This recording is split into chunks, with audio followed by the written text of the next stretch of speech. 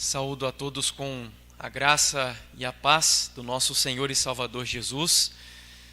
E nós vamos dar continuidade, portanto, ao tema que estamos tratando nesta programação de final de semana.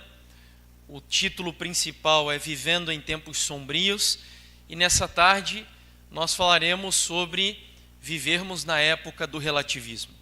Na parte da manhã falamos um pouco a respeito do grande conflito, baseado na história do capítulo 10 do livro de Daniel. E agora nós vamos refletir com base na experiência de Nadab e Abiú e extrairmos algumas lições da história destes dois filhos de Arão. Mas antes de abrirmos a Bíblia, eu quero convidar você mais uma vez a fechar os olhos para falarmos com o Senhor. Querido Pai, nós te agradecemos pela tarde deste dia santo. Agradecemos ao Senhor pelos cuidados. Obrigado, Pai, pelo almoço, pela companhia dos amigos, irmãos, familiares.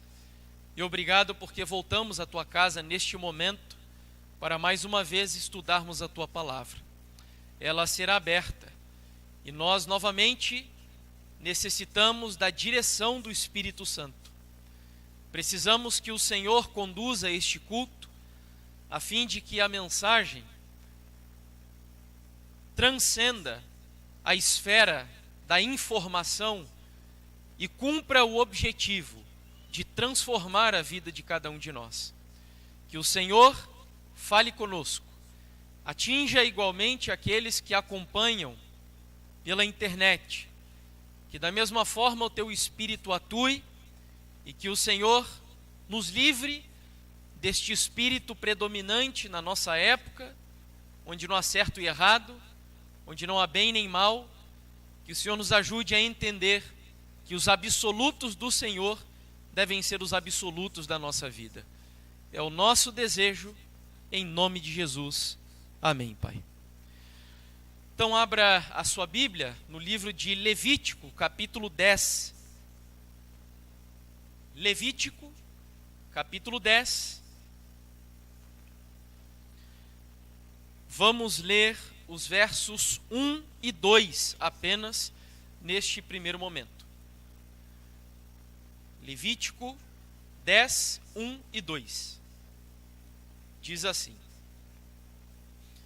Nadab e Abiú, filhos de Arão, tomaram cada um o seu incensário e puseram neles fogo, e sobre este incenso trouxeram fogo estranho perante a face do Senhor, o que lhes não ordenara. Então saiu fogo de diante do Senhor e os consumiu, e morreram perante o Senhor. Só até aí. Fazia pouco tempo, de acordo com estudiosos, e mesmo quando nós olhamos o texto bíblico, que o tabernáculo de Moisés, famoso tabernáculo de Moisés, havia sido inaugurado. Deus tinha o desejo de habitar com o seu povo. E a razão principal pela qual o tabernáculo foi construído foi exatamente essa. Deus buscou uma forma de estar em contato com o povo, de estar próximo do seu povo. E a ordem foi: edifiquem um santuário para que eu habite no meio de vós. Quando Deus deu essa ordem, junto com ela veio uma série de orientações. Moisés e o povo não deveriam construir o tabernáculo de qualquer maneira, e tampouco usar materiais que fossem do seu agrado. Deus, portanto, deu ordens sobre os materiais que deveriam ser usados, a maneira de se construir e inclusive os rituais que eram praticados, as cerimônias. Agora, dentre as orientações que Deus deu, a que nos interessa nessa tarde, é uma especificamente sobre o fogo. Deus tinha dado um mandamento sobre o fogo usado no santuário, não sei se você sabia. Havia uma ordem, uma orientação, uma recomendação da parte de Deus. E nós encontramos, se não a orientação direta, mas algo que ocorreu no momento imediato quando o tabernáculo foi inaugurado. Foram alguns dias de consagração. Moisés consagrou Arão, Nadab e Abiú, que eram filhos de Arão, consagrou todos os móveis do santuário e em seguida Moisés fez uma oração. Eles ofereceram no altar de sacrifício um animal e pediram a Deus que desse uma resposta positiva se tudo aquilo que foi realizado era do agrado de Deus. Porque não haveria razão daquele edifício existir se não fosse Deus habitar ali. Então eles queriam uma prova de que tudo o que eles fizeram agradou ao Senhor. E aí eu peço a você que volte um pouquinho no texto que lemos, capítulo 9 de Levítico, capítulo 9. Isso daqui aconteceu talvez dias ou semanas antes do texto que lemos no início dessa mensagem. Levítico 9, verso 23 e 24, que são os últimos versos que antecedem a experiência que nós lemos no capítulo 10. E aí o texto diz assim: então entraram Moisés e Arão na tenda da congregação, que era o edifício, o santuário, e saindo dali de dentro, abençoaram o povo, e a glória do Senhor apareceu a todo o povo. E o que aconteceu? E eis que saindo fogo de diante do Senhor, consumiu o holocausto e a gordura sobre o altar, o que vendo o povo, jubilou e prostrou-se sobre o rosto. Olha que interessante. Quando Moisés fez a oração, em resposta à oração de Moisés, desceu fogo do céu.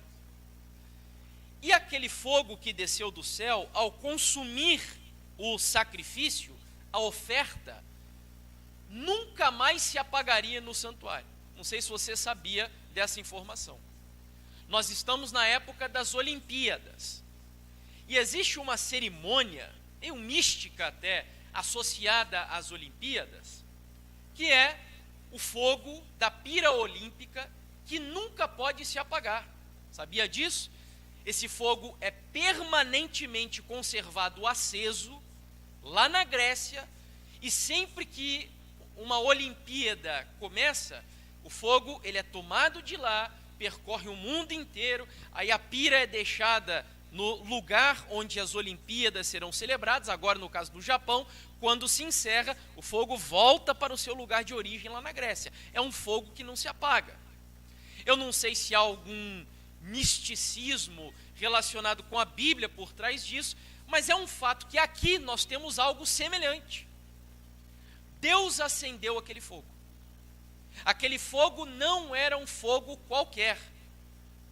Talvez você pudesse perguntar para mim se a aparência daquele fogo era semelhante a um fogo comum. E sinceramente falando, eu acredito que sim. Talvez você perguntasse, e as propriedades químicas daquele fogo? Será que eram as mesmas de um fogo comum?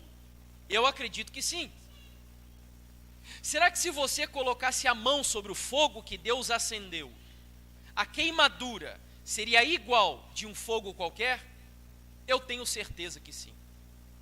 Mas a única diferença, e essa diferença já era suficiente, é que este fogo que veio sobre o altar, no tabernáculo, era um fogo santo.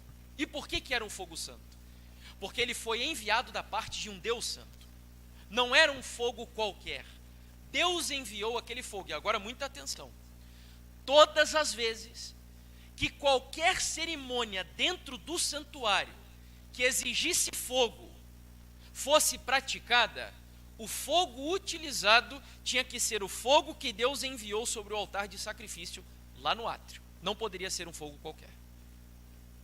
É interessante porque nós temos aí um princípio que faz parte do próprio caráter de Deus.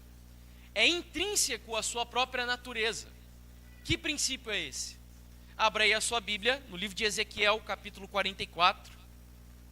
Ezequiel, capítulo 44.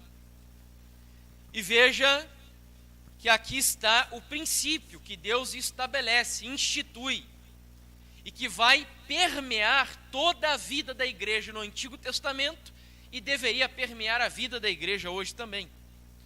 O texto diz assim: a meu povo ensinarão a distinguir entre o santo e o profano, e o farão discernir entre o imundo e o limpo. Então, o princípio que está apresentado aqui na palavra de Deus é que Deus ordenou que os pastores da época, os sacerdotes da época, os líderes daquela época, deveriam orientar a igreja a fazer uma separação, uma diferença entre o santo e o profano, entre aquilo que é comum e aquilo que é sagrado. Se nós pararmos para refletir, você verá que em várias ordens que Deus dá, na nossa vida como igreja, existe esse princípio. Por exemplo, o sábado é um dia santo. Os 6 dias da semana restantes são dias comuns, profanos. Então Deus diz, faça uma diferença entre o santo e o profano. O dízimo é santo, 10% consagrado a Deus, santificado a Deus. Os outros 90% são profanos, são comuns. Na alimentação, Deus também tem o santo e o profano. A carne de porco, por exemplo, Deus diz, não toque, não coma, é imunda. Agora existem outros tipos de alimentos que não tem problema nós fazermos uso, são alimentos puros. Então, em todas as áreas da vida, se pararmos para refletir, Deus estabeleceu essa distinção do santo e do profano. E aqui no santuário esse princípio foi estabelecido, onde Deus, preste muita atenção no que eu vou dizer, nós não podemos adorá-lo, nós não podemos nos aproximar da presença de Deus da maneira como eu penso ser, ou da maneira como eu desejo me aproximar. Deus é o Senhor da igreja, Deus é o Senhor da sua vida, as ordens são dele, e a nós compete obedecer. Então Deus disse, este é o fogo, este é o altar, todas as vezes que forem acender fogo no altar, este é o fogo que deve ser utilizado. Interessante é que os 2 filhos de Arão ouviram tudo isso. Então eles não eram ignorantes, eles sabiam da orientação que Deus deu. E o que é mais curioso é que eles foram lá dentro, para quem já estudou sobre o santuário, dentro do edifício tinham 2 compartimentos, que era o santo e o santíssimo. E aí logo na divisa do santo para o santíssimo tinha um móvel que era o altar de incenso. E Nadab e Abiú estavam nesse lugar, no altar de incenso. O incenso que eles usaram era exatamente o incenso que Deus disse para usar. Havia uns materiais, uns produtos específicos, e eles fizeram exatamente como Deus disse. Mas o fogo não. Eu fico imaginando Nadab e Abiú, naquele momento, pensando assim, olha, eu acho que não tem nada a ver. Você já deve ter ouvido muitos hoje, principalmente jovens, são adeptos da teologia do nada a ver, ou do tanto faz. Eu acho que Deus não vai se importar, porque afinal de contas, o incenso está correto. O incenso já está cumprindo a vontade de Deus. Então, se só o fogo for um fogo comum, eu acredito que Deus não vai se importar se nós usarmos um fogo diferente daquele que ele disse. E você conhece o resultado da história. Então, o grande problema de Nadab e Abiú foi justamente não entender que a ordem que Deus deu era uma ordem absoluta. Era um mandamento que não tinha prazo de validade. Era uma ordem que Deus havia dado para o seu povo e que deveria ser obedecida sem nenhum tipo de restrição, sem nenhum tipo de mudança. Deus deu essa orientação e ela deveria ser seguida estritamente. E aí, trazendo essa experiência para os nossos dias, eu queria dizer a vocês que o espírito de Nadab e Abiú está impregnado na nossa sociedade. Hoje, é claro que nós não temos um tabernáculo, literalmente falando. Alguns imaginam que a igreja é um tipo de santuário. Não dá para a gente comparar a igreja ao tabernáculo de Moisés. Mas a Bíblia diz que o meu corpo, o seu corpo, é o templo do quê? Do Espírito Santo.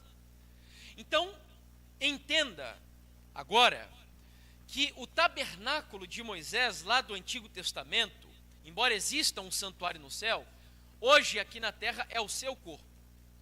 E o que nós vamos procurar mostrar a vocês é que Deus, no trato em que nós temos com Ele, para com Ele, no que diz respeito ao nosso corpo, à nossa vida, exige que façamos isso de maneira santa, de maneira piedosa.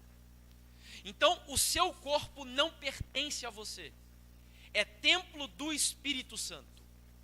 E assim como no Antigo Testamento Deus diz que o fogo do santuário físico deveria ser um fogo santo, Deus exige que eu me relacione com Ele no meu corpo de maneira santa, de forma piedosa, consagrada a Ele. E aí, com isso em mente, eu queria mostrar a vocês o que está acontecendo na nossa sociedade, que revela que o espírito de Nadab e Abiú tem sido a regra na vida da maioria das pessoas que se relacionam com Deus e com o seu corpo de qualquer maneira.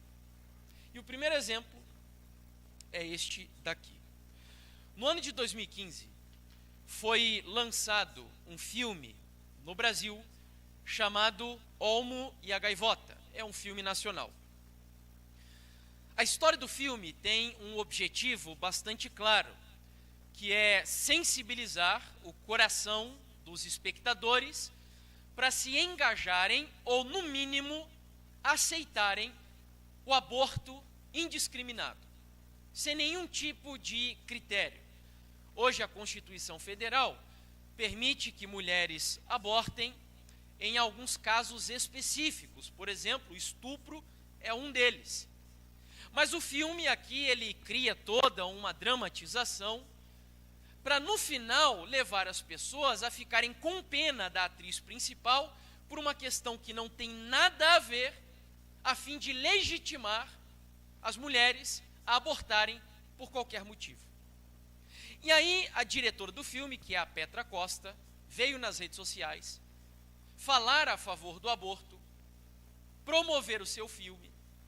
E embora o Brasil hoje esteja sendo invadido por uma série de ideologias aí equivocadas e distorcidas, humanistas, o Brasil ainda é um país majoritariamente conservador. E houve uma reação muito negativa a este filme nas redes sociais. Quando então, um grupo de atores e atrizes da Rede Globo resolveram se unir e gravar um vídeo. Eu até pensei em trazer o vídeo para mostrar a vocês, mas o vídeo é curto, tem uns 2 minutos mais ou menos, mas as palavras do vídeo são meio fortes para a gente mostrar dentro da igreja. Então eu separei só um pequeno trecho, onde a atriz Bárbara Paz, depois de fazerem uma série de declarações blasfemas contra Deus, contra a fé cristã, a Bárbara Paz diz o seguinte: toda mulher é dona do seu corpo, faz com ele o que quiser. E aí logo em seguida, depois dessa declaração, vários dos atores e atrizes que participaram começam a repetir essa frase, que virou praticamente um clichê, uma frase que tem sido repetida aí até mesmo por, pelo menos, professos cristãos, dizendo: meu corpo, minhas regras. Em outras palavras, o que essa frase defende é que você é dono ou dona do seu corpo. Você tem autonomia para fazer o que quiser com a sua vida. Se eu quiser praticar sexo com 1, 2, 3 pessoas antes de se casar, o problema é meu. Se eu quiser abortar, o problema é meu. Se eu quiser fazer seja lá o que for com a minha vida, quem manda no meu corpo sou eu. O que está implícito nessa frase é que ninguém tem o direito absoluto de determinar o que você deve e o que você não deve fazer na sua vida. Passando a um outro episódio, este aqui com uma senhora. Isso é para mostrar a vocês que esse espírito do relativismo, do tanto faz, do nada a ver, ele não obedece apenas a algumas classes sociais ou faixas etárias. Já é um espírito predominante na nossa sociedade, alcançando idosos, alcançando jovens, adolescentes e etc. E aqui então, essa senhora chamada Glenn Scope, uma britânica, inglesa, 77 anos, tinha vontade de se tatuar. Mas ela era casada com um rapaz, um militar, que tinha aversão à tatuagem. E aí, quando ele morreu, ela aproveitou esse momento para se tatuar. E aí a BBC fez uma entrevista com ela, perguntando se ela não se incomodava, porque afinal de contas não é comum na nossa sociedade, pelos padrões que existem, um idoso se tatuar dessa maneira. E a resposta que ela deu foi: o corpo é meu e eu faço o que quiser com ele. E o que eu estou tentando mostrar aqui para vocês agora é que essa visão, essa concepção de que eu sou livre para fazer o que quiser com a minha vida, não existe certo e errado, não existe santo e profano. Isso é uma visão retrógrada, é uma visão atrasada, uma visão bíblica que não cabe mais no mundo contemporâneo. Isto está presente na nossa sociedade, mas ela é uma agressão ao pensamento bíblico. Só a título de exemplo, nós temos aqui o apóstolo Paulo dizendo que todos nós um dia nos assentaremos diante do tribunal de Cristo para prestar contas de todas as obras praticadas por meio do corpo, quer sejam boas ou quer sejam más. Ou seja, na visão bíblica, Deus e o Espírito Santo é o dono do seu corpo. Nós não temos autonomia sobre o nosso corpo. As regras são de Deus. É Ele quem diz o que eu posso e o que eu não posso fazer, o que eu devo e o que eu não devo vestir, ou como devo e como não devo me vestir, o que eu devo e não devo assistir. Em outras palavras, trocando em miúdos, em resumo, trazendo aquelas palavras famosas de Paulo: quer comais, quer bebais, quer assistis, quer trabalheis, quer se relacioneis, fazeis tudo para a glória de quem? Para a glória de Deus. Porque Ele é o dono do corpo. Essa é a visão bíblica, mas não é a visão presente na nossa sociedade. E aí a pergunta que nos interessa aqui agora responder é o seguinte: como foi que esse pensamento passou a ser a regra moral, entre aspas, da nossa época? E aí nós temos que passar rapidamente aqui por esse período da história que estamos vivendo, estamos inseridos nele ainda, chamado pós-modernidade. De acordo com muitos estudiosos, sociólogos, filósofos, a pós-modernidade é o período no qual você e eu estamos inseridos. Principalmente, eles estabelecem como um marco transitório o ano de 1989, queda do Muro de Berlim, onde nós saímos de um mundo moderno, daí vem a expressão pós-moderno, porque eles ainda não conseguiram encontrar um termo que caracterize ou descreva bem a nossa sociedade. Embora Zygmunt Bauman tenha cunhado um termo interessante, e que eu até concordo com ele, que é o termo modernidade líquida, onde não existem absolutos, onde vivemos em uma sociedade que busca moldar-se e adaptar-se às circunstâncias. Daí vem a ideia da liquidez da sociedade. Não existem regras, não existem absolutos, não existem leis, a sociedade é fluida, é flexível. Mas vamos lá, pós-modernidade. Antes dessa época, o mundo era conhecido como o mundo moderno, onde as pessoas depositaram demasiadamente as suas expectativas no avanço da ciência, no método científico. A palavra da vez no período moderno era o progresso, do positivismo. Olha só, a sociedade evoluiu. Nós já saímos daquela visão atrasada, mitológica do Deus judaico-cristão. Agora nós entendemos o mundo de forma racional, filosófica, empírica, experimental. E aí então, queridos, cada um dos estudiosos que surgiram nessa época foram tirando Deus da sua posição, do seu trono no meio da sociedade. Darwin, por exemplo, tirou Deus da natureza. Marx tirou Deus da história do mundo, propondo uma visão materialista de interpretarmos o mundo. Freud tirou Deus do inconsciente dos seres humanos, dando uma perspectiva psicanalítica de entender como que o inconsciente do ser humano funciona. Até que então, nós chegamos na época deste filósofo, que é talvez um dos mais reconhecidos aí da pós-modernidade, que é Nietzsche, onde ele vai dizer que o ser humano, já não precisando mais de Deus, virou um super-homem. Daí vem essa expressão que ele usa aí, em alemão, Übermensch. Ou seja, o ser humano agora, ele é tão independente, ele é tão capaz, que nós não precisamos mais de Deus. Deus foi uma realidade presente no mundo ocidental em épocas passadas, mas não na época do iluminismo, não na época da razão, não na época do avanço científico.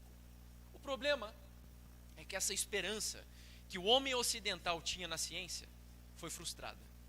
O que aconteceu é que a ciência que viria para solucionar os problemas do mundo, na realidade trouxe alguns problemas para a própria sociedade. Primeira Guerra Mundial, Segunda Guerra Mundial, armamentos bélicos foram desenvolvidos. Eu apenas abro um pequeno parênteses aqui para dizer a vocês que o problema não é a ciência. A ciência é muito importante. A ciência, inclusive, é defendida pela própria palavra de Deus. Ellen White fala sobre a verdadeira ciência. O problema é a falsa ciência, é dessa que estamos falando aqui. E aí, então, esta falsa ciência trouxe vários problemas para o mundo. Armamentos nucleares, bombas nucleares, a disputa imperialista e etc. E tudo isso frustrou o ser humano aqui no Ocidente. Até que então, passamos por essa transição da modernidade para a pós-modernidade. Todos os absolutos da época moderna, que o homem esperava que seria uma bênção para o Ocidente, passaram a ser questionados. E agora, a pós-modernidade, eu poderia defini-la assim para vocês, é a época do ceticismo em todas as coisas. É você duvidar pelo simples fato de ter o prazer de duvidar. É a descrença. O único absoluto da pós-modernidade é você duvidar e descrer de todas as coisas. Descrer de instituições, desacreditar hierarquias, a própria identidade na pós-modernidade é algo que está entrando em colapso, e em todos os sentidos, eu poderia dizer aqui, vou mostrar para vocês. E aí, como nós não temos tempo de abordar todos os elementos da pós-modernidade, eu vou me dedicar em um que tem a ver com a experiência de Nadab e Abiú, que é esse daqui, o relativismo. Então, o relativismo, que é uma escola da pós-modernidade, é aquela visão filosófica de mundo, onde diz que não há distinção entre certo e errado. Não há nenhum tipo de diferença entre o bem e o mal, ou o santo e o profano. O único absoluto dos relativistas é dizer que o relativismo é a regra dessa época. Ou seja, o relativismo é a visão filosófica de que é a visão absoluta de que não existem absolutos. Ou seja, é uma filosofia contraditória por si própria, mas ela predomina na sociedade. E aí eu quero mostrar alguns exemplos para vocês. É claro que é um anacronismo, ou seja, está fora de época, dizermos que Nadab e Abiú foram relativistas. Mas a verdade é que eles foram. O diabo, ele simplesmente usa as mesmas estratégias com uma nova roupagem. O problema de Nadab e Abiú foi justamente entender que não havia nenhuma distinção entre certo e errado. Tanto faz. Deus disse que ele queria um fogo santo, mas nós usamos o fogo que quisermos. Porque, afinal de contas, não existe santo e profano, certo e errado. E este é o grande problema da sociedade pós-moderna. E aí vamos a alguns exemplos que estão bem presentes nessa geração. O primeiro deles, essa questão da ideologia de gênero. Eu entendo que, chegando em uma época onde os próprios absolutos da natureza, da biologia, são questionados. Olha, queridos, eu não sei mais onde nós podemos chegar. Não basta mais nesta geração um homem nascer com uma genitália masculina e uma mulher nascer com uma genitália feminina para definir a identidade sexual. Eu sou o que eu quiser ser. E aí as legendas são inúmeras. Agora já, antes era só LGBT, né? Agora é LGBTQIA+, e aquele mais é porque os gêneros, as possibilidades de gêneros são inúmeras, são incontáveis. Aqui nós temos um exemplo de uma matéria feita pela revista Veja no ano de 2016. E o título da matéria dizia assim: sexo. Na revolução de costumes da geração Z, elas e eles se dizem neutros, e a sexualidade é fluida, ou seja, não tem absoluto sexual. E você não tem nada com isso. Em outras palavras, meu corpo, minhas regras. E aí a matéria dizia, por exemplo, aqui no Brasil, naquela época, hoje já deve ser até mais, naquela época, quando você ia se cadastrar no Facebook, eram mais de 16 opções de gênero para você escolher. Lá nos Estados Unidos, como eles sempre estão bem mais à frente do que nós aqui no Brasil, mais de 50 opções de gêneros possíveis no Facebook. Relativismo. Ou seja, você tem autonomia para escolher o que quiser ser. Eu vi recentemente, inclusive, uma ex-cantora da igreja, explicando nas redes sociais por que motivo ela escolheu a sua opção sexual. E a justificativa que ela deu foi a seguinte: olha, quando eu estava nascendo no ventre da minha mãe, o corpo que se formou era o corpo de uma mulher. Mas quando o meu cérebro estava sendo formado, foi um cérebro de homem. Então eu sou uma mulher, ou melhor, eu sou um homem no corpo de uma mulher. Então são explicações que a sociedade está tentando desenvolver para fugir, para sair dos absolutos da palavra de Deus. E isso é o mais assustador. Eu não sei você, mas eu, nem nas minhas melhores hipóteses de que o nosso mundo viraria uma Sodoma e Gomorra, eu nunca imaginei que nós chegaríamos a um ponto de questionarmos coisas como essas aqui. Nunca imaginei que isso ia acontecer. E o que me assusta é saber que a coisa ainda vai piorar. Eu vejo, tem pessoas que escrevem assim: olha, nós já estamos pior do que Sodoma e Gomorra. Ainda não estamos. A verdade é que o relativismo ele vai alcançar níveis assim brutais, porque quando você não tem padrão moral para ser seguido, quando você não tem uma regra moral e absoluta na sociedade, qualquer coisa vale. Isso é o mais assustador. Um outro exemplo que vai na mesma linha do relativismo é da ideologia de gênero, melhor dizendo, de uma jovem que engravidou no interior aqui do país, e ela disse que criaria o filho sem gênero. Eu não sei se você sabia, mas conversando com uma psicóloga, há uma diferença entre identidade sexual e gênero sexual. Ou melhor, sexo biológico e identidade sexual. A criança, quando nasce, é lógico que, geneticamente falando, ela já nasce com algumas propensões, dada a sua natureza. Mas Deus ele é tão sábio que ele coloca um homem e uma mulher dentro do lar, que é justamente para a criança, quando estiver na sua fase de formação da personalidade, que vai principalmente dos 2 até os 7 anos de idade, se ela é uma menina com uma genitália feminina, ela vai criar identidade sexual com a mãe. Então a mãe é a figura dentro de casa que vai, junto com a filha, transmitir para a sua filha todos aqueles dotes, aqueles trejeitos, aqueles padrões que são padrões femininos. A criança vai absorver isso da sua mãe. Mesma coisa com o homem. Por isso que o diabo hoje está bagunçando a família.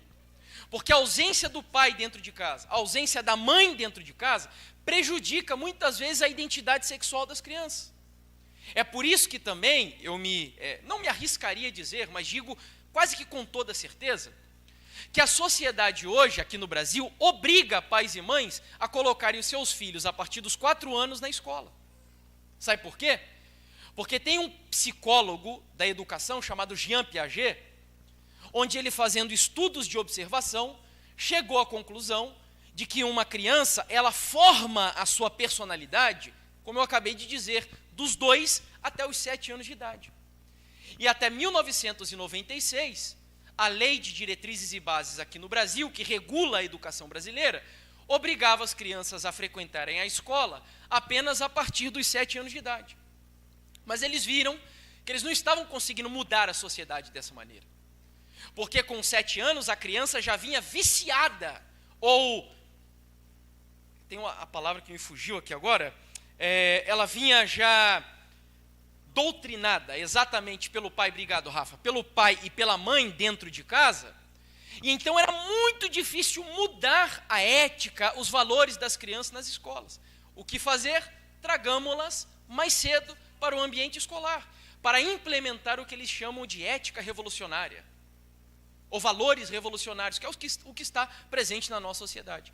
Quem nunca leu um livro é um professor francês chamado Pascal Bernardin, Maquiavel Pedagogo, eu sugiro que leia. Ele desmascara ali documentos da ONU e da Unesco, mostrando que o objetivo da educação hoje, implementada por essa agenda da ONU até 2030, inclusive é o objetivo deles, está presente nessa agenda a questão da identidade, da ideologia de gênero, que é mudar nas nossas crianças, nos nossos jovens, adolescentes, a visão de identidade sexual que vem da palavra de Deus. Porque a Bíblia que define que no princípio Deus criou o quê? Macho e fêmea, homem e mulher, e ponto final. Não tem espaço para terceiro sexo na Bíblia. E aí, esta jovem, falando sobre a educação, supostamente, que daria ao seu filho, ela vai justificar usando o seguinte argumento, veja lá. Não impomos nada. Ele, o filho, é um menino, imposto pela sociedade, ou seja, não é a natureza que define que ele é um menino, é a sociedade, da forma como foi registrado. Mas, se mais à frente ele decidir que não é menino, é uma decisão de quem? É dele. É uma opção própria, não é um absoluto de Deus. A gente enxerga com a mente muito aberta. Ariel é uma criança independente de qualquer coisa. O gênero vai ser uma escolha dele. Ou seja, relativismo. Não tem absoluto. Que história é essa? Porque nasceu com uma genitália masculina é homem? Não, pode ser o que quiser. E aí, um dos caras que tem influenciado demais os jovens da sociedade e da igreja também, crianças e adolescentes, é o Felipe Neto. Felipe Neto hoje é o youtuber talvez mais popular do nosso país, mais de 40 milhões de inscritos no seu canal. Eu monitoro o trabalho do Felipe Neto, monitorava, agora eu parei, há muitos anos, muitos anos.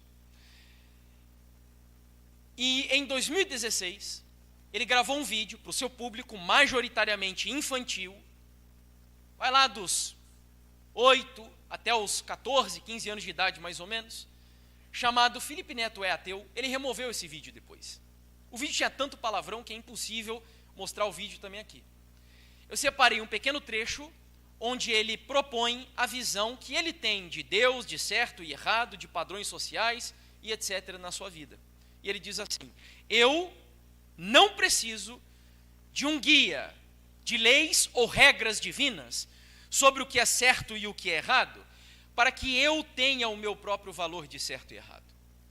A base da sociedade foi constituída desta forma? Lindo, que bom que existiu. Mas eu hoje não sinto a necessidade de ter um livro me dizendo o que fazer e o que não fazer, para que eu saiba o que devo fazer e não fazer. Em outras palavras, eu sou o dono da minha vida. Eu tenho autonomia para fazer o que eu desejo e não preciso de um livro atrasado, como a Bíblia. É desse livro que ele está falando aqui. Porque ele sabe que a cultura ocidental, a cultura brasileira, ela é majoritariamente cristã. E aí muitos dos nossos jovens que acompanham, me desculpem, mas o lixo produzido por esse canal, estão sendo contaminados por essa visão. E aí não respeitam mais dentro da igreja hierarquias, não respeitam mais dentro da igreja as regras da igreja, os costumes da igreja, os bons costumes, não aqueles costumes que não tem nenhum problema se a gente alterar. Mas nós vivemos nessa sociedade que tem relativizado todos os absolutos da palavra de Deus. Todos, sem exceção. E aí, queridos, saindo agora do meio social, eu queria mostrar para vocês como isso tem acontecido no seio da igreja, que é onde nos interessa. Será que nós hoje na igreja estamos bebendo das fontes do relativismo? Nós olhamos para a história de Nadab e Abiú e ficamos escandalizados. Uau! Como esses dois jovens foram lá e ofereceram um fogo estranho no altar do Senhor. Mas eu quero mostrar para vocês aqui agora que na igreja cristã, na nossa vivência como cristãos, nós estamos oferecendo fogo estranho também no altar do Senhor. E aí eu vou citar alguns exemplos. Divórcio. Os índices de divórcio dentro da igreja hoje são quase os mesmos índices de divórcio fora da igreja. As pessoas estão se separando por questões cada vez mais triviais. O casamento está sendo relativizado. O casamento é um absoluto de Deus. Deus disse que aquilo que Ele uniu, lembra? Não separe o homem. O divórcio é permitido pela Bíblia? É, mas ele é uma exceção e não a regra. E hoje nós vivemos em uma sociedade humanista, onde qualquer probleminha que surge dentro de casa já é motivo, a justificativa para a maioria dos casais se separarem hoje é a tal da incompatibilidade de gênero. Eu não encontro na Bíblia este motivo para a separação. Casais são diferentes, casais têm gostos diferentes, costumes diferentes. E é justamente nesse ambiente de diferenças que Deus ensina valores morais cristãos para nós. Por isso Ellen White diz, inclusive, que o casamento é uma das escolas que nos preparam para o céu. Porque você está convivendo com uma pessoa diferente de você dentro de casa, e você precisa desenvolver, então, virtudes cristãs. Paciência, abnegação, humildade. Sua felicidade é motivo para a separação. Divórcio. Estamos profanando o casamento, que é algo sagrado. O índice de jovens que vão para a cama com mulheres ou homens, meninos e meninas dentro da igreja, são quase os mesmos fora da igreja. Tem jovens hoje que praticam sexo antes de se casar e não vem problema nenhum nisso. E aí estão ao longo dos finais de semana, sábado, domingo, ministrando louvor dentro da igreja. Mas durante a semana estão lá viciados em pornografia, praticando sexo com várias jovens aí fora, ou vários jovens também. É a profanação da sacralidade, da sexualidade instituída por Deus na sua palavra. Poderíamos falar aqui também, por exemplo, das festas. Festas de casamento, festas de aniversário dos filhos de Deus. Queridos, estão se tornando uma vergonha. Estas ocasiões onde nós convidamos os nossos amigos, os nossos familiares que muitas vezes não são cristãos, e que deveriam ser uma oportunidade, um púlpito para nós testemunharmos do Deus que servimos, estão se tornando um palco para exibir toda a nossa hipocrisia.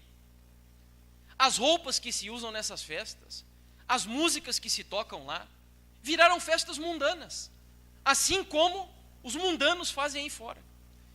Estamos relativizando os absolutos de Deus na nossa vida, trazendo para o meio adventista o sábado. O sábado, que é um dia santo no meio adventista, hoje virou um feriado praticamente. Eu me recordo que há algum tempo, os cabecinhas brancas da igreja vão se lembrar, que até lavar louça no dia de sábado era algo que se cuidava para não fazer. Lembra disso?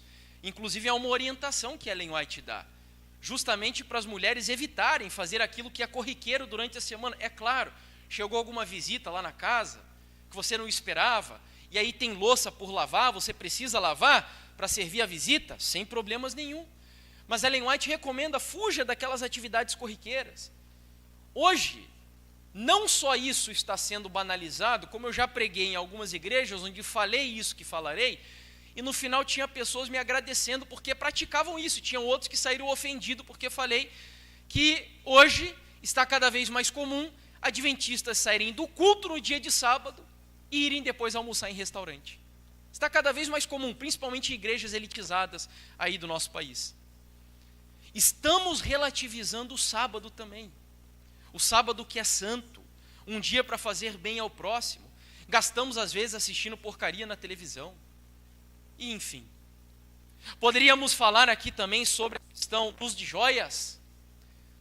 As nossas igrejas hoje, muitas delas estão voltando aí a praticarem o uso de joias. Algo que está bem claro na Bíblia Sagrada.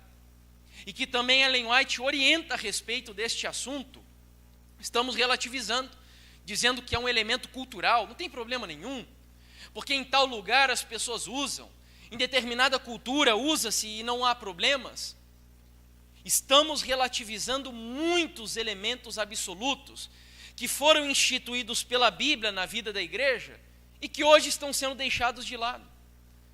Cada vez mais comum hoje, jovens principalmente, questionarem o dom profético de Ellen White. Pastor, posso me batizar na igreja adventista sem acreditar em Ellen White? Ou melhor, posso ser um adventista do sétimo dia sem crer no dom profético de Ellen White? Tem alguns, inclusive, que dizem que pegam Ellen White, passa no filtro do evangelho e o que sobrar acredita, o que não sobrar geralmente não sobra nada, até o rapaz falou assim dessa maneira. Então, relativizando uma das crenças fundamentais da igreja adventista do sétimo dia.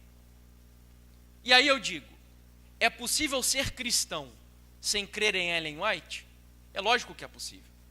Mas é possível ser adventista do sétimo dia sem crer no dom profético de Ellen White? Não, é impossível. Porque das características do remanescente profético, escatológico na palavra de Deus, o testemunho de Jesus, o dom de profecias é um dele. Então, se você abre mão da crença no dom profético que Deus deu a Ellen White, você está abrindo mão de uma das características principais do remanescente escatológico. E isso está cada vez mais comum na igreja. Outro detalhe, dízimos e ofertas, eu me assusto toda vez, eu sou ancião na igreja onde congrego, lá na Água Verde, e quando vejo os índices de fidelidade e infidelidade da nossa igreja, chega a ser inacreditável.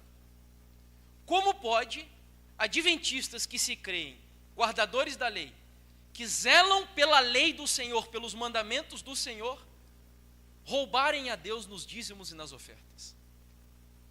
Sabe qual é geralmente a média de fidelidade dentro da igreja? Sabe qual é a média, mais ou menos? Gira de 25% a 30%. Significa que 70% dos membros da igreja são infiéis. É assustador. O que acontece? E tem alguns que brigam ainda na igreja quando não são escolhidos para cargos, dizendo, olha lá, essa igreja é dinheirista, porque não aceita que eu participe de atividades na igreja pelo simples fato de não dizimar. Não é pelo simples fato de não dizimar. Dízimo é mandamento de Deus. Transgredir a lei do dízimo é a mesma coisa que ser um adúltero.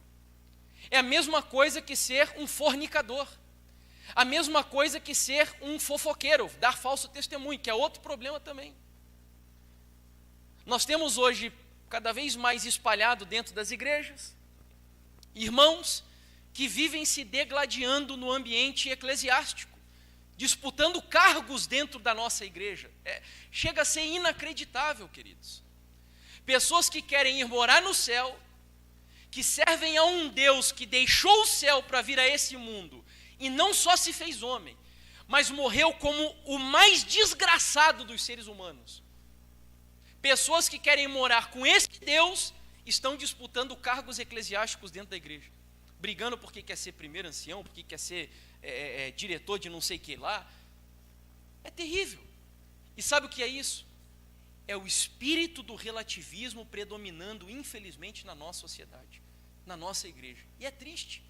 Nós estamos profanando o altar do Senhor. Em nome do Senhor Jesus. Chegou a época da igreja voltar a inflamar, a incendiar a sociedade, porque nós vivemos um cristianismo genuíno. A sociedade precisa disso. Você tem vergonha do Brasil? Eu tenho. Vergonha dessa nossa nação, cujos nossos líderes que nos representam lá no parlamento, no Congresso, lá em Brasília, e que usam o nome de Jesus muitas vezes, como Eduardo Cunha, por exemplo, ele se diz evangélico, corruptos, ladrões, mentirosos. E eu fico indignado com o que estão fazendo com o nome de Jesus na nossa sociedade. Mas não adianta nada. Se nós reclamamos do que eles fazem lá no topo e aqui na base, nós agimos com a mesma corrupção. Nós não respeitamos os absolutos de Deus. A sociedade precisa desesperadamente de um cristianismo autêntico. Um cristianismo que viva, que impacte o seu ambiente de trabalho. Que lá na sua rodinha de amigos no trabalho você seja um cristão genuíno. Que lá na faculdade, na roda dos seus amigos, você seja e viva um cristianismo verdadeiro. É claro que isso é fruto de relacionamento com Deus, de comunhão com Deus. Não vem por acaso. Mas nós precisamos restaurar os absolutos de Deus dentro da igreja, queridos. Para quem nunca leu um livro da Nancy Pierce chamado Verdade Absoluta, eu recomendo que leia. Foi um dos melhores livros que eu li nos últimos anos, onde ela fala justamente sobre esse problema da compartimentalização da fé na vida das pessoas em nossos dias. Como se nós pudéssemos viver uma coisa dentro da igreja e outra coisa fora da igreja. Tem sido um dos grandes problemas do cristianismo em nossa época. Fruto do quê? Do relativismo. Poderíamos falar aqui sobre muitas outras áreas, a questão da alimentação mesmo. Eu digo que os adventistas hoje não só estão longe do ideal de Deus, da reforma de saúde, como estamos atrasados. Nós recuamos na mensagem de saúde. Hoje está cada vez mais comum adventistas fazendo uso de café, por exemplo. Sendo que, de todos os artigos que Deus mostrou a Ellen White, que prejudicam a saúde, e que, inclusive, ela diz categoricamente, é pecado, o café está entre eles. Ellen White diz com todas as letras, tomar café é pecado. E aí nós precisamos de Ellen White para mostrar isso? Não, a própria medicina hoje já prova. Tem muitos benefícios? Tem. Mas entre os muitos benefícios tem vários problemas também. Tem pessoas que são viciadas em café, não conseguem ficar sem tomar café. E o problema não é o café em si, é a cafeína, que está presente também em energéticos, em outras bebidas que temos aí, refrigerantes e etc. Eu achei um esculacho até, me desculpe a expressão chula, mas muitas vezes Deus tem que dar um tapa na nossa cara, quando o Cristiano Ronaldo, aí esses dias, diante de uma coletiva de imprensa, ele pegou, tinha uma garrafa de Coca-Cola lá na frente, e ele tira a garrafa de Coca-Cola, e ele diz, refrigerante não, beba água. Interessante, né? Como é que Deus usa, às vezes, terceiros para mostrar para nós, olha aí, ó, os absolutos de Deus na nossa vida. E aí, para a gente encerrar, a pergunta é a seguinte, voltando para a história de Nadab e Abiú. Será que aqueles dois jovens estavam malucos? Será que eles foram doidos? A ponto de desobedecerem uma ordem clara de Deus? Porque Deus foi claro, este é o fogo que vocês devem usar no altar. E aí eu me perguntava, por que razão Nadab e Abiú, sabendo que o que eles fizeram era errado, eles fizeram o que fizeram? Será que houve uma influência terceira na vida deles? E aí eu quero que você abra a Bíblia de novo, lá em Levítico capítulo 10, e aqui, com este raciocínio, nós encerramos, Levítico capítulo 10, versos 8 ao 11.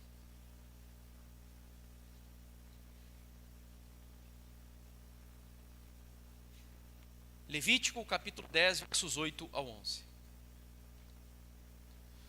Falou também o Senhor a Arão, dizendo, vinho ou bebida forte, tu e teus filhos não bebereis quando entrardes na tenda da congregação, para que não morrais.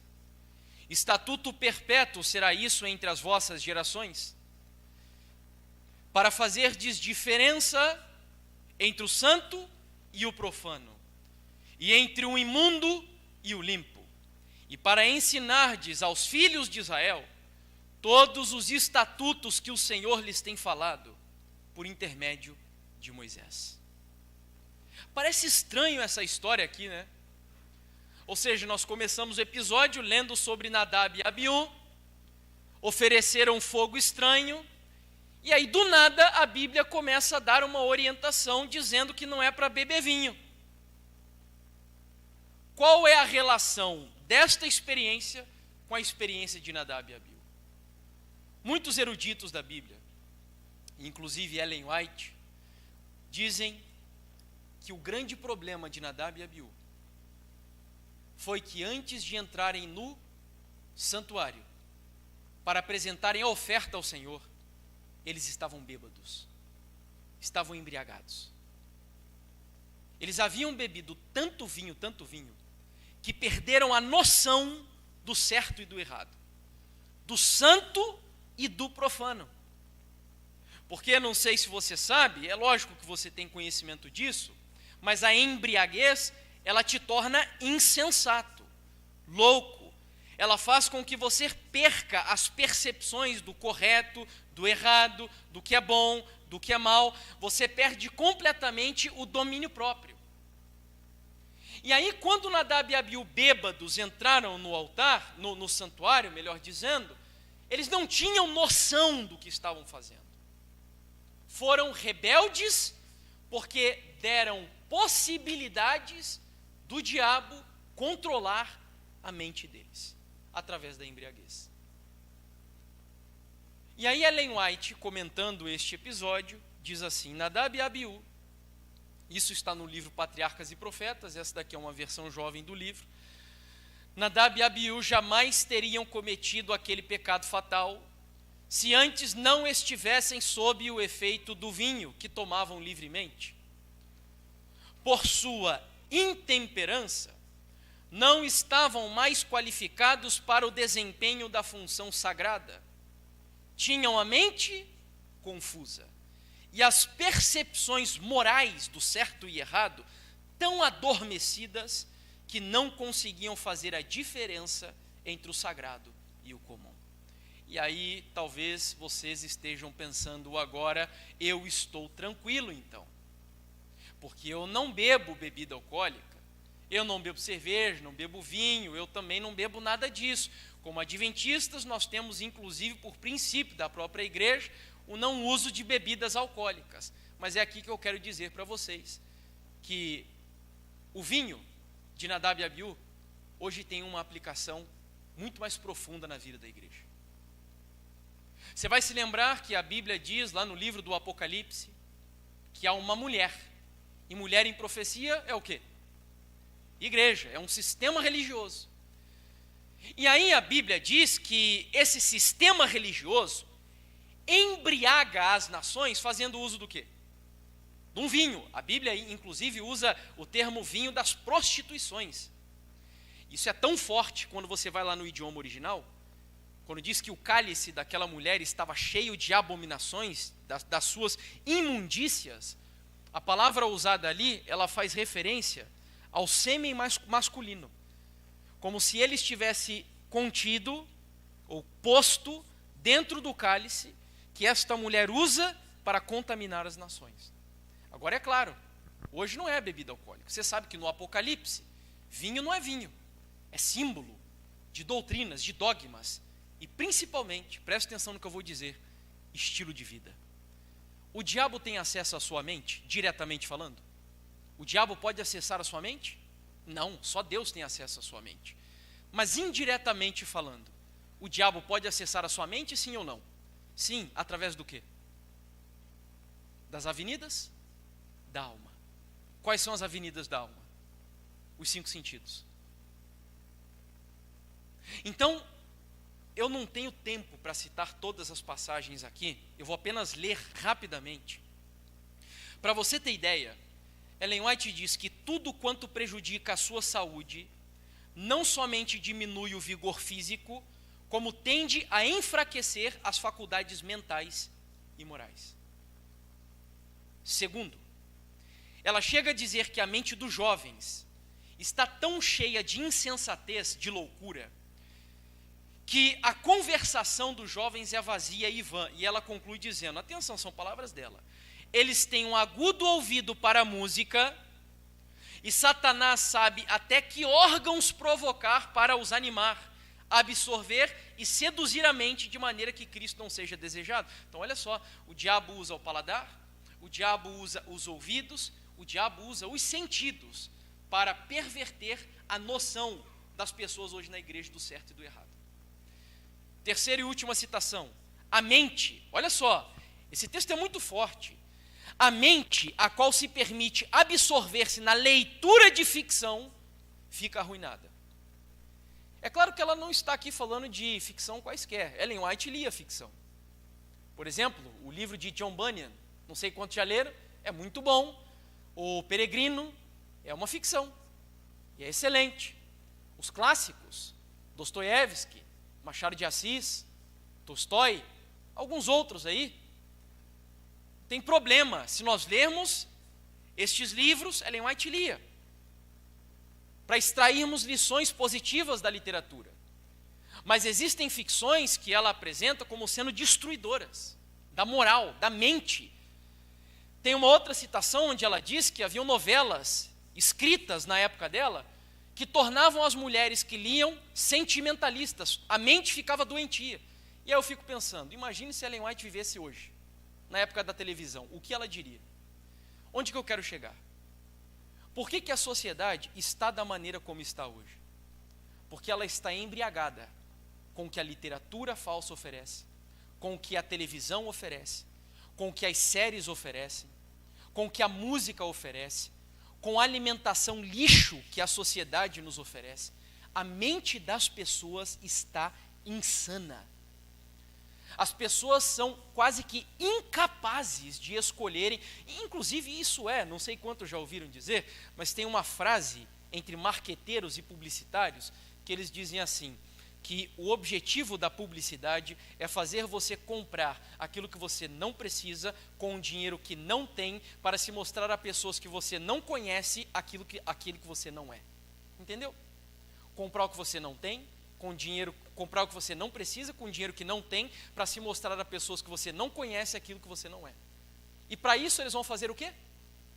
Influenciar você. Influenciar você. Então nós vivemos em uma sociedade que trabalha para corromper a sua faculdade moral, a sua individualidade, a sua capacidade de discernir entre o bem e o mal. E agora nós estamos colhendo os efeitos desta ação maligna na sociedade. Jovens incapazes de se autocontrolarem. E a pergunta é, como resolver esse problema então? Será que não tem solução? Tem uma solução. Se você quiser, você pode abrir. Mas a solução é proposta pelo apóstolo Paulo, em Romanos capítulo 12, versículos 1 e 2. É a única solução. Se nós não passarmos por aquilo que Paulo diz ali, é impossível nós superarmos esse problema do relativismo no seio da igreja, na nossa vida como cristãos. E o que Paulo diz ali? Rogo-vos, pois, irmãos. Paulo está rogando, ele está implorando, pelas misericórdias de Deus, que apresenteis o quê? O vosso corpo. Olha o tabernáculo aparecendo aí. Olha o meu corpo aparecendo ali, como templo do Espírito Santo. Apresente o seu corpo como sacrifício vivo, santo e agradável a Deus, que é o vosso culto racional. E ele conclui, e esta é a conclusão mais importante: mas não vos conformeis com este século. Sabe o que Paulo está dizendo? A palavra conformar que ele usou ali vem do grego esquema. Há alguns dias teve uma promoção aqui em Curitiba, num shopping, de uma marca de tênis muito boa. E aí eu fui aproveitar essa promoção. Cheguei lá, tinha o meu número mais ou menos, porque eu uso, dependendo do tênis, dos modelos, ou é 38 ou é 39. E aí tem alguns modelos dessa marca que eu preciso comprar um número maior. Mas quando eu cheguei lá, como era uma promoção assim, eles estavam vendendo os tênis por 1/3 do valor. E aí quando eu cheguei lá, só tinha um menor número. E aí quando eu vesti, entrou apertado. Mas pobre, né? Sabe como é que é? Eu levei mesmo assim, desse jeito. Tenho que usar os meus dedos meio apertadinho lá dentro, mas eu uso o tênis dessa maneira. E aí, quando a Bíblia usa a palavra esquema, que o apóstolo Paulo diz ali, não vos conformeis, é justamente isso que ele está dizendo. Ou seja, não force a barra para você se moldar ao padrão do mundo. Não entre no esquema do mundo. Não se conforme com aquilo que o mundo diz que é o padrão dessa época. Não se molde aquilo que o mundo determina a você. E ele conclui dizendo, mas transformai-vos pela renovação do quê? Da vossa mente. para que experimenteis qual seja a boa, perfeita e agradável vontade de Deus. Qual é a única solução? Transformação da mente. Ah, mas como que acontece uma transformação da mente? Comunhão com Deus. Não tem outra maneira. É vida de comunhão com Deus. É oração, é estudo da Bíblia, estudo de bons livros que vão trazer resultados e valores positivos para a sua vida. É você frequentar ambientes que vão edificar você. É você assistir aquilo que vai elevar você espiritualmente, que vai fazer você transcender esse mundo que nós vivemos. Por que a sociedade hoje, até comentava com o meu pai esses dias, tem um quadro, são coisas que passam às vezes desapercebidas e a gente acha que é bobeira, né? Mas eu desde criancinha, tem um quadro muito famoso da Tarsila do Amaral, acho que vocês já devem ter visto, que é um corpo todo deformado com um pé gigante assim, é uma coisa horrorosa, horrorosa.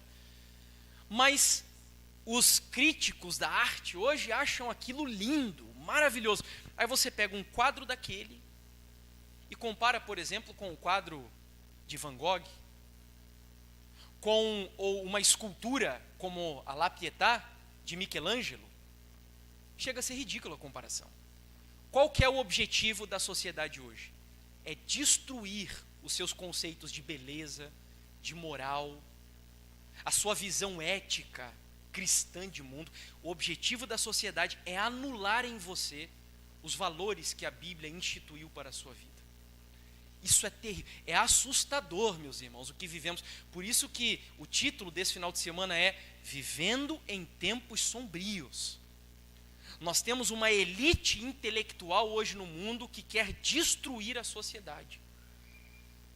Mas em nome de Jesus, Deus levantou a Igreja Adventista do Sétimo Dia para restaurar os valores cristãos na vida de cada um de nós. E você tem o privilégio de ter uma mente santa numa sociedade caída como essa. Tudo vai depender da sua escolha. É possível? É possível. Viva essa vida de comunhão com Deus. Não é do dia para a noite. Quem vos fala aqui é alguém que não nasceu num lar exatamente cristão. Eu tenho aqui minhas orelhas furadas, gostava de usar um monte de brinco, anel, colares, pulseiras. Eu falava um monte, minha boca parecia um vaso sanitário, de tanto lixo que saía daqui de dentro. Falava muito palavrão. Mas aí quando eu entrei em contato com o Evangelho vai mudando sua vida. E eu ainda não terminei esse processo. Minha esposa sabe melhor do que ninguém o quanto eu ainda preciso ser mudado por Deus, ser mais paciente, mais humilde, mais abnegado. É um processo, mas é um fato que este processo só é possível se cumprir quando nós gastamos tempo na presença do Senhor. Este é o objetivo. Que em nome de Jesus, este mundo relativista não vença a batalha na sua vida. Que os absolutos de Deus sejam os absolutos na minha e na sua vida. E que Ele cumpra os propósitos dEle, de formar em nós uma mente santa, uma mente consagrada a Ele, que reproduza, inclusive, a vontade dEle na minha e na sua vida. É o meu desejo, a minha oração, em nome de Jesus. Amém? Nós oramos agora? Ok? Eu só queria, antes de orar, reforçar o convite para que venham amanhã. E assim, parece clichê, mas não é, tá? A mensagem que vamos compartilhar amanhã, ela é sem dúvidas a mais importante da semana, porque eu queria mostrar para vocês o que está acontecendo hoje no nosso meio, que é algo que eu nunca imaginei que aconteceria. Que tem pessoas questionando a autoridade da Bíblia como palavra de Deus. E nós vamos usar o livro de Timóteo. Quando eu li esse texto, que vai ser a base do tema de amanhã, eu fiquei até surpreso com o que está presente. Ele parece que foi uma carta que Deus escreveu para o momento exato que nós estamos vivendo da trajetória da igreja. Então o tema de amanhã será Vivendo, eu até esqueci o nome que dei já. Vivendo em Tempos Sombrios é a nossa série, né? Amanhã eu acho que é Vivendo Tempos Furiosos. Esse é o título. Porque Paulo começa esse texto dizendo exatamente isso, né? Que vivemos em tempos difíceis. Então eu queria convidar, que horas que vai ser mesmo, Cleiton? Às 20 horas, né? 20 horas, está ali, é isso aí. Vamos ficar de pé, então, para a gente falar com o Senhor e encerrarmos o encontro dessa tarde. Oremos. Eterno e santo Deus,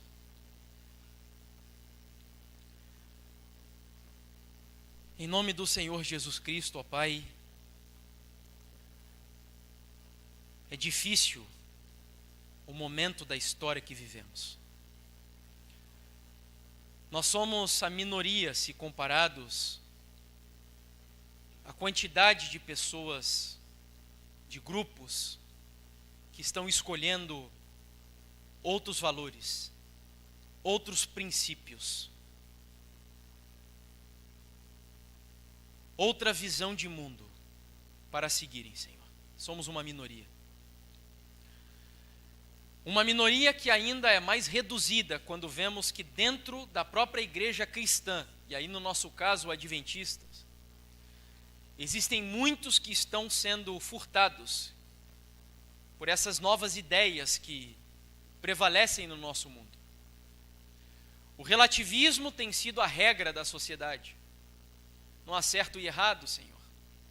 O santo e o profano já não estão sendo mais distinguidos. Nós temos visto isso em práticas litúrgicas, no culto, no dia a dia da nossa vida. O altar do Senhor está sendo profanado muitas vezes. Nas nossas casas nós estamos profanando as nossas famílias muitas vezes. Mas hoje o Senhor nos faz um convite.